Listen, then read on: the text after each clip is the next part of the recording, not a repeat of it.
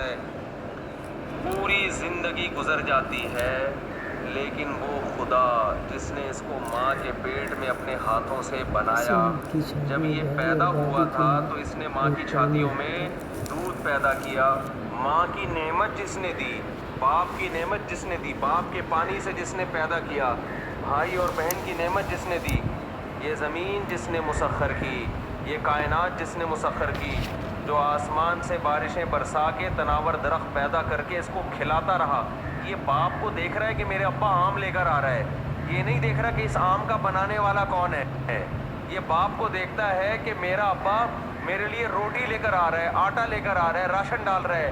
یہ نہیں دیکھتا کہ اس دانے کو گندم میں تبدیل کرنے والا کون ہے. ایک ایک چیز جو نظر آ رہی ہے اس کو دیکھ رہا ہے، پیچھے گہرائی میں جانے کی کوشش نہیں کر رہا. یہی وجہ ہے کہ اللہ نے پھر پیغمبروں کو بھیجا کہ یہ لوگ باپ، ماں، بھائی، چچا، ماموں، بیوی، بھتیجے، بھانجے، دوست، سیاستدان، ان کے رشتوں میں تو یہ بڑے ہوشیار ہو گئے ہیں، یہ مجھے بھول گئے ہیں. تو اللہ پیغمبروں کو بھیجتا ہے، پیغمبر کسی رشتے کے بارے میں نہیں بتاتے. پیغمبر کس کا تعارف کرواتے ہیں؟ اللہ کا. تو بھائی جب سارے رشتے برحق ہیں تو اللہ کا بھی تو کوئی رشتہ ہے یا نہیں ہے؟ وَاتَّخَذْتُمُوهُ وَرَاءَكُمْ ظِهْرِيًّا. آج دنیا کا سب سے بڑا المیہ یہ ہے کہ ہر رشتے کا خیال کیا جاتا ہے، پیدا کرنے والے کا کوئی حق نہیں ہے.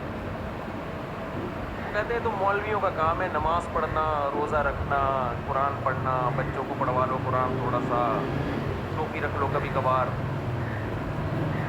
ہر قوم میں ایک کلچر ہوتا ہے نا، مذہب ہوتا ہے. ہندو کا اپنا ایک مذہب ہے، عیسائیوں کا اپنا ایک مذہب ہے، تو مسلمان کہتے ہیں ہمارا بھی ایک مذہب ہے.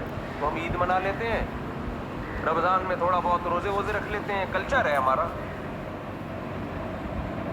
تو بھائی کلچر اور رسومات کی وجہ سے تو ہندو بھی ہندو مذہب کو کے پیچھے چلتا ہے، عیسائی مذہب کے پیچھے چلتا ہے، اس لیے کہ وہ عیسائی گھر میں پیدا ہوا. تو اگر ہم اس لیے نماز پڑھ لیتے ہیں کہ ہمارے ابا پڑھا کرتے تھے تو یہ کوئی کمال تو نہ ہوا نا.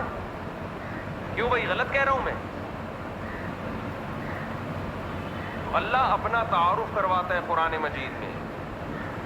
هو الذی، کیا ہے قرآن میں؟ خلقکم من تراب، جس نے تمہیں مٹی سے بنایا.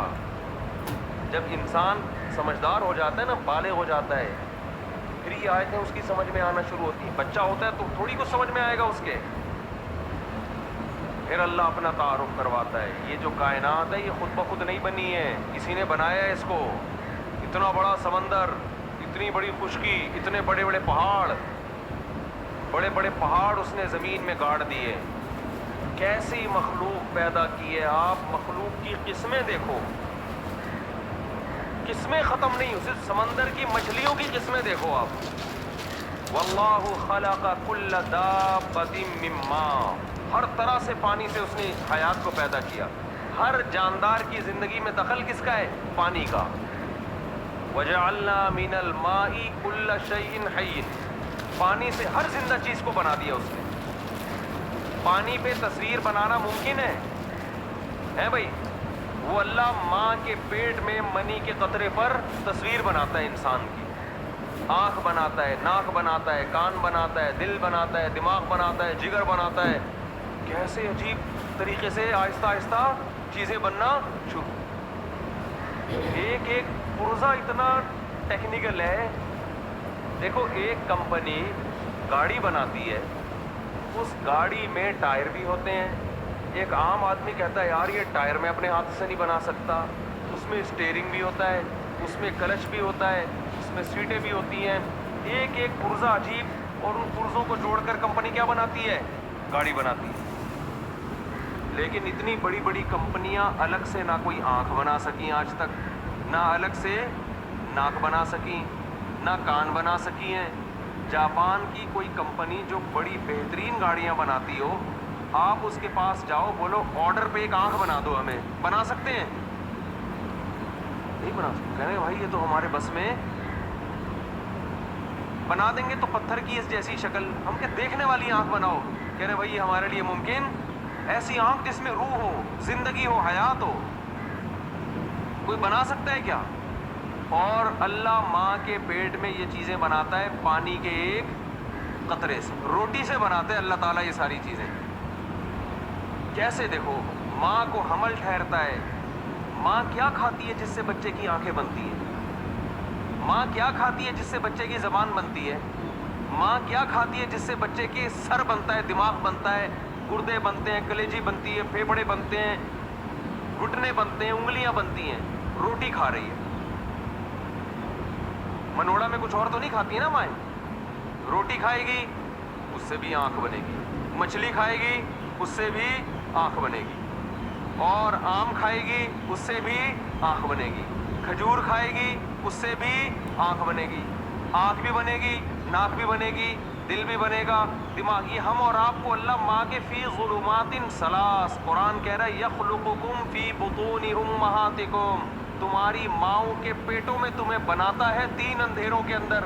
کوئی اندر انجینئر نہیں بیٹھا, کوئی میکینک نہیں بیٹھا, کوئی مزدور نہیں بیٹھا جو ڈینٹنگ پینٹنگ کا کام کر رہا ہو بیٹھ کے, نہ آپ کی آنکھ ٹھوک رہا ہو وہاں بیٹھ کے, دانت جوڑ رہا ہو آپ کے وہاں بیٹھ کے, ناک پہ جو ہے نا پلاسٹک لگا رہا ہو, ایلفی لگا کے ناک فکس کر رہا ہو. ہمارا رب 7ویں آسمان پہ, اور 3 اندھیروں میں, ماں کے پیٹ میں 3 اندھیرے, ایسا اندھیرا کہ ہاتھ سجائی نہ دے, کوئی اندر جا کے دیکھنا چاہے دیکھ نہ سکے. ان 3 اندھیروں میں کنسٹرکشن کا کام ہو رہا ہے بھائی, ایک تعمیر ہو رہی ہے. کس کی؟ انسان کی. خدا کی قسم بڑے بڑے بلڈر حبیب بینک کی بلڈنگ سے 20 گنا جیسے ہی اس کی بلڈنگ بنا سکتے ہیں. ایک چھوٹا سی مکھی قرآن کہہ رہے نہیں بنا سکتے, سارے جمع ہو جائیں تو بھی ایک مکھی نہیں بنا سکتے, انسان تو بہت دور کی بات ہے. ایسے کمالات جس خدا کے ہوں, اس خدا کو بھول جانا, اس خدا سے محبت نہ کرنا, اس کی نافرمانی کرنا دنیا کی سب سے بڑی بے وقوفی ہے یا نہیں ہے؟ آپ ٹکر لو علاقے کے دادا سے, محلے کے دادا سے ٹکر لے لو, بچ جاؤ گے آپ.